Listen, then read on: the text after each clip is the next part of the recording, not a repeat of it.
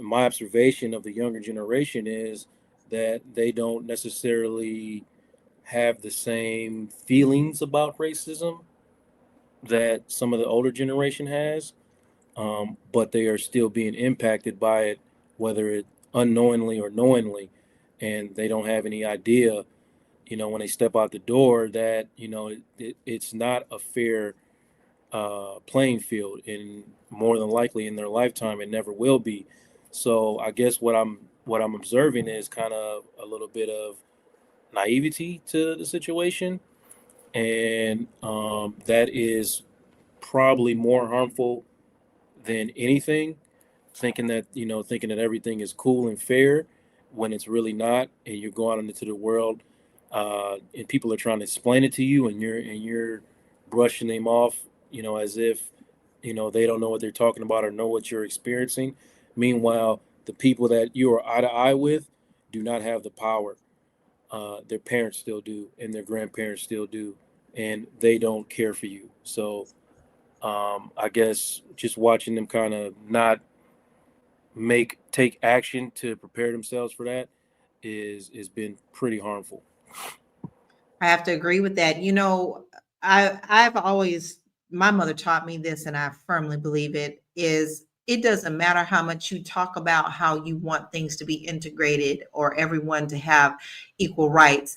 You can say that in the streets all you want to. You could be out here protesting on the lines and saying you want that, but behind closed doors, baby, your words may be different than what you are actually living out here in the streets. And I believe that we went into a little bit of a lull, and my generation did, I feel, in the fact that, we were taught, you are no different, you are better, you're no better, you're this and that.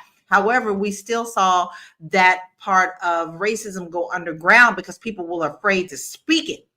All right. All of a sudden, it became we don't speak about that in the streets no more. Now that we see what's going on with presidency and the world of going around, it's back and giving them this emboldenedness to come out and speak the words that they feel are true once again. And now they're a little more emboldened to walk down the street with them hoods. But you know what? They don't even wear hoods no more. They just wear it very proudly on their lips and on their hips and on their sleeves, and will be quick to tell you. But let's look at a couple of stats, because, I love my stats. Segregation in housing. Now, y'all know this is my forte. According to a 2020 study by the National Community Reinvestment Coalition, more than 60% of Black Americans live in neighborhoods that are racially segregated, while white Americans have more access to integrated spaces. That is still going on, very, very alive today. A report from the Economic Policy Institute, EPI, in 2020 shows that the median wealth for white families in the U.S. is 10 times higher than that of Black families.